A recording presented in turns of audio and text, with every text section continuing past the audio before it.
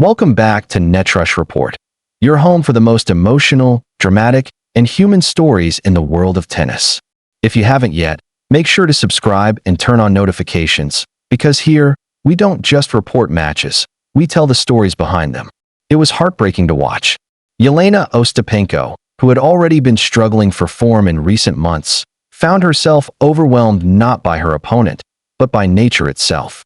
The 2017 French Open champion, facing Jelena Ostapenko, couldn't complete her first-round match, retiring while trailing 6-0, 2-1, and later revealing on social media, "I suffered a heat stroke.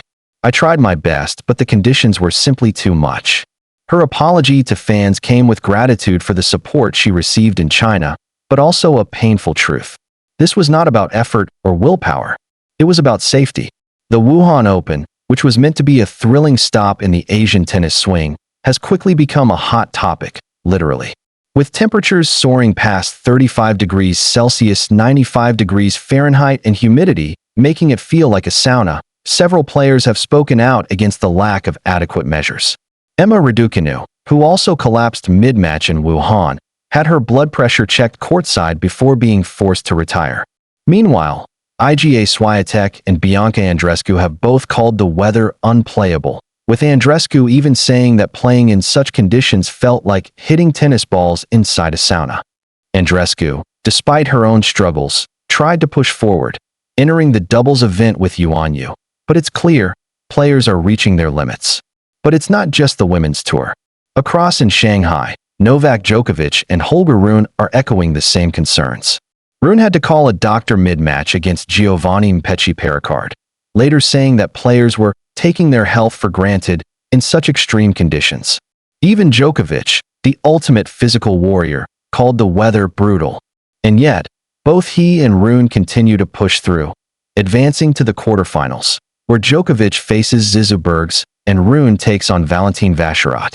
It's a situation that's sparking debate across the tennis world.